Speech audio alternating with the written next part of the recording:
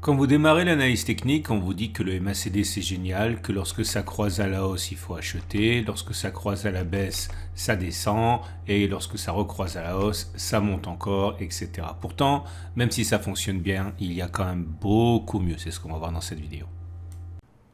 Salut, c'est Trado, content de vous retrouver pour la mise à jour de l'analyse technique du CAC 40. Le patron de la Fed a parlé et on n'a pas beaucoup aimé ce qu'il a dit puisqu'il considère qu'il n'avait pas l'impression, enfin qu'il n'a pas l'impression d'avoir été trop loin dans le resserrement monétaire et que dans un contexte où l'économie se porte très bien, on ne voit pas pourquoi on s'arrêterait en si bon chemin. Bref, comprendre que les taux d'intérêt ne sont pas sur le point de s'inverser ni de ralentir dans leur progression, comprendre également que les taux vont monter, que c'est pas bon pour les entreprises qui sont endettées et pour le reste de l'économie qui a besoin de se financer, et on marque le pas. Alors beaucoup de choses à dire encore cette fois. Il faut pas prendre à la légère l'analyse technique à la papa-maman. Hein. Vous savez, cette énorme zone jaune, là, c'est une résistance, on en a beaucoup parlé, je vais en reparler parce qu'il y a toujours des nouveaux, mais c'est une résistance, et les résistances tracées sur l'unité de temps supérieure ont ceci de particulier qu'elles s'imposent plus souvent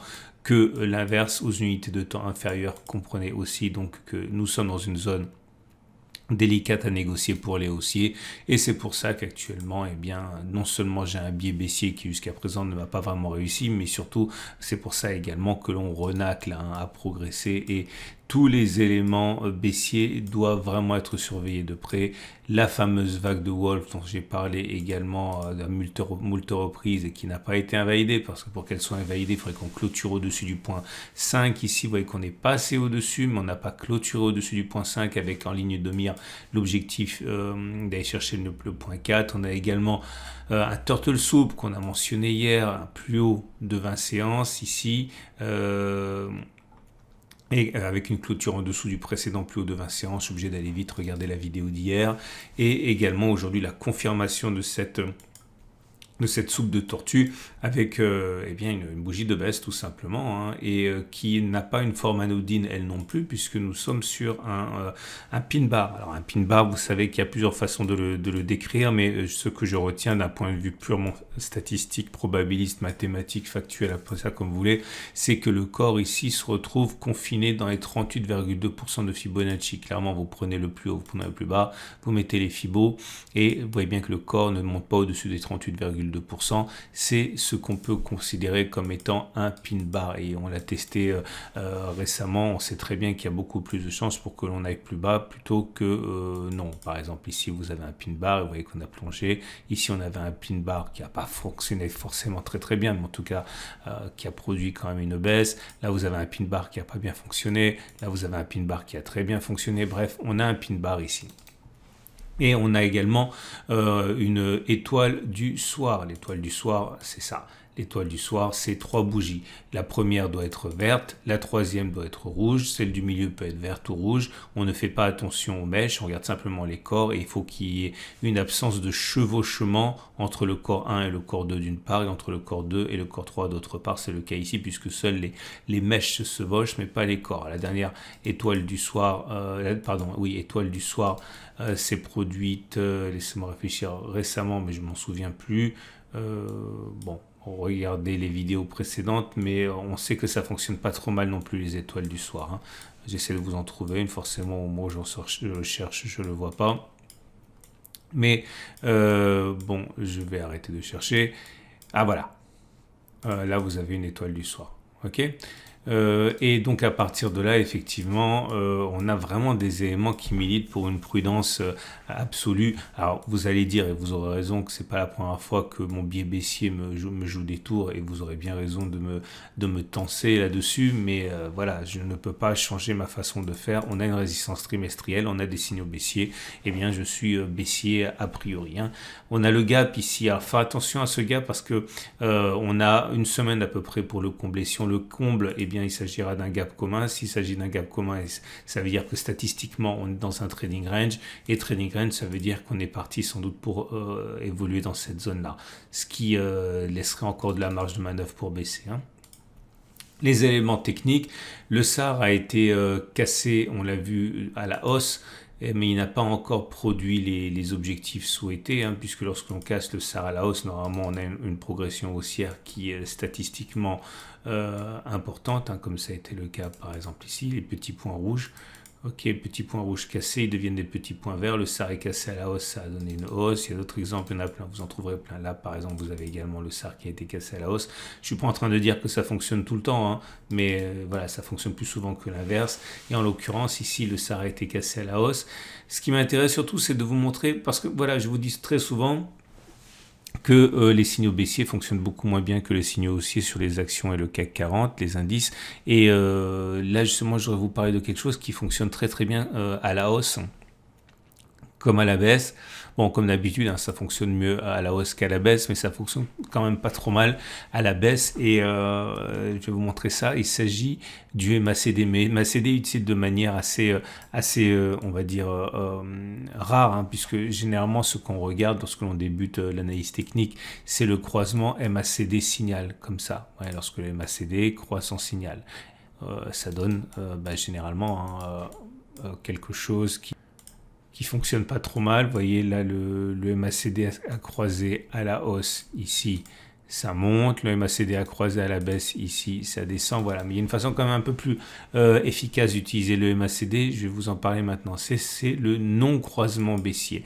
C'est quand le MACD ici fait mine d'aller croiser son signal, il s'en rapproche significativement, mais au dernier moment, au lieu de continuer de monter et de croiser, il baisse.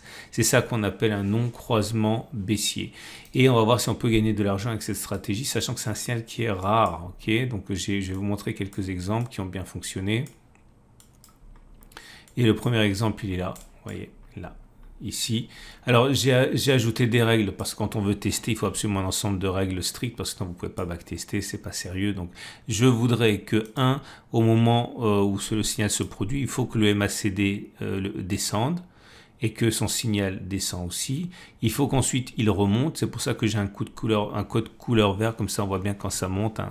Donc, il faut que ça monte au moins 2 bougies. Ok, comme c'est le cas ici, ça a monté une fois, ça a monté 2 fois, et puis derrière ça redescend.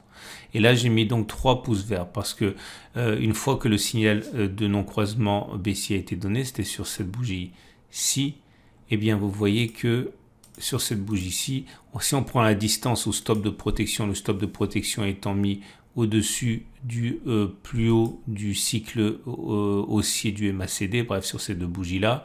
Le plus haut il était à 2,68 et vous voyez qu'on est descendu jusqu'à 5,28. Donc ça fait 2,68. J'ai du mal là. Voilà, 2,68. Et on voit que on a fait, là on n'a pas dépassé le stop de protection, on était, ça s'est pas joué à grand chose, mais on est resté en dessous et puis derrière on a fait moins de 10%. Donc on a fait une fois la distance au stop de protection, 2 fois la distance au stop de protection, et ça c'est pour dire qu'on a au moins clôturé une fois plus bas. Ok, donc c'est 3 pouces verts. Je vais vous montrer d'autres exemples. Voilà. Ici, on a une jolie série. Donc sur cette séquence-là, vous voyez qu'on a eu le MACD signal qui descendait, le MACD qui descendait, 2 séances d'affilée, on est monté avant de redescendre sur cette bougie-ci. Le signal a été donné là. Si on met le stop de protection au-dessus du plus haut du cycle haussier du MACD, c'est-à-dire une des 2 dernières bougies là, donc c'était un stop de protection à 1,41 et on est descendu jusqu'à 4,5. Donc oui, on est allé au moins une fois plus bas. Oui, on a fait une fois et même 2 fois la distance au stop de protection. Bon, vous avez compris comment ça fonctionne. Alors, ça ne fonctionne pas toujours. Hein. Regardez là, ça a pas fonctionné puisque le signal a été donné sur cette bougie-ci. Et lorsque le signal a été donné sur cette bougie, eh bien, on n'a même pas clôturé plus bas. On a directement été touché le plus haut ici, donc le stop de protection, donc 3 pouces rouges. Donc voilà, je fais défiler devant vous et vous allez voir que c'est assez surprenant la manière dont ça fonctionne à la baisse, puisqu'encore une fois, je l'ai dit, hein, très souvent ça fonctionne à la baisse, mais pas, enfin à la hausse, mais pas à la baisse, et ça fait 31 occurrences. Et sur ces 31 occurrences, voilà, non, c'est pas possible, j'ai pas tout montré là. Je continue à faire défiler. Non, c'est ça, 31 occurrences. Ok. Donc, voilà les conclusions. Est-ce qu'on a raison à partir de la situation actuelle de parier sur une continuation de la baisse avant que d'aller chercher les plus hauts du cycle haussier? Voilà, c'était là. Alors oui. Dans 21 cas, on a clôturé plus bas une fois qu'on a eu le signal baissier comme aujourd'hui. Dans 10 cas, on a d'abord c'était le plus bas, on est remonté au-dessus des sommets. Donc dans 68% des cas, donc on a plus de 2 chances sur 3 de continuer à baisser. Est-ce qu'on a raison de parier au moins une fois la distance au stop de protection vers le bas? Donc ça vous met un stop de protection ici à 0,83, donc visez moins 0,83. Oui, ça a fonctionné 18 fois, ça a échoué 13 fois, donc ça a fonctionné dans 58% des cas. Si on avait risqué 1000 euros par trade, on aurait gagné 18 fois 1000. 18 000, on aurait perdu 13 fois 1000, 13 000, 18 moins 13, ça fait 5 000. Est-ce qu'on a raison de parier sur 2 fois cette baisse, c'est-à-dire 0,85 fois 2, ça fait 1,7, moins 1,7 ici? Eh bien aussi, ok, alors ça a fonctionné 17 fois, ça a échoué 14 fois, donc 55% de succès, mais on gagne 2 fois plus, 17 fois 2, 34, moins 14 fois 1000, 14 000, 34 moins 14, 20 000, donc quelque chose qui fonctionne très très bien. Encore une fois, tout ça n'est pas valable, hein. On ne peut pas tirer de loi sur 31 occurrences, hein. Je vous donne simplement ça pour partager ma méthode avec vous, mais en tout cas c'est un signal qui est assez intéressant à garder pour vous. On va passer maintenant à l'Ishimoku. Et l'Ishimoku, ça reste quand même haussier, hein, puisque vous êtes au-dessus du nuage qui monte, vous êtes au-dessus de la Kijun qui monte, vous êtes au-dessus de la Tenkan qui monte. Donc pour l'instant, encore la tendance immédiate, la tendance générale et la tendance de fond sont haussière. On va terminer avec les trades du jour, mais avant de passer aux trades du jour, je vous rappelle que lorsque vous voulez spéculer à la baisse, il faut vraiment travailler avec des produits qui sont efficaces. Ne commencez pas à utiliser des produits opaques ou que vous ne comprenez pas ou qui sont extrêmement spéculatifs sans que vous sachiez exactement comment évolue la valeur. Clairement, moi je vous encourage à travailler soit avec des Turbo 24, soit avec des CFD. Et pas des trucs comme le BX4. En tout cas, si vous voulez passer par ce genre de produits dérivés comme moi, eh bien, vous pouvez travailler avec mon partenaire IG. IG, c'est un leader. IG est là depuis des décennies et il a des bureaux parisiens. Ça change tout, hein. Il faut vraiment travailler avec quelqu'un chez qui vous pourrez aller demander des comptes s'il y a un problème. Vous connaissez tous Alexandre Baradez, intervenant régulier sur les chaînes, les grands médias économiques, sur les grandes radios. Bref, c'est une maison extrêmement sérieuse et qui est mon sponsor depuis des années. Bref, si vous voulez ouvrir un compte de démonstration pour les Turbo 24 ou les CFD, vous pouvez utiliser le lien en dessous de la vidéo. C'est un sponsor, donc forcément, hein, je ne suis pas rémunéré parce que vous avez ouvert un compte, hein, mais c'est bon pour moi si vous utilisez mon lien en tant que ambassadeur pour IG. Voilà. On va passer donc au trade du jour. Et le trade du jour nous donne la chose suivante. Si vous voulez acheter, bien vous avez compris, hein, soit vous considérez que on peut prendre un retour. Imaginons, on va faire un petit peu de science-fiction, mais imaginons que on ait quelque chose comme ça. Et bien vous pouvez attendre que ça plonge, ok. Et vous achetez, vous mettez un stop de protection aussi, hein, ici, vous pariez sur la hausse, ça donnerait un ratio gain-risque assez intéressant puisque votre objectif serait à 3% avec un stop à 2%, vous avez un ratio gain-risque de 1,6, c'est pas mal du tout, hein. Si vous voulez spéculer à la baisse, vous pouvez utiliser le backtest qu'on a utilisé. Voilà, je vous souhaite une excellente journée et je vous dis à demain pour la mise à jour.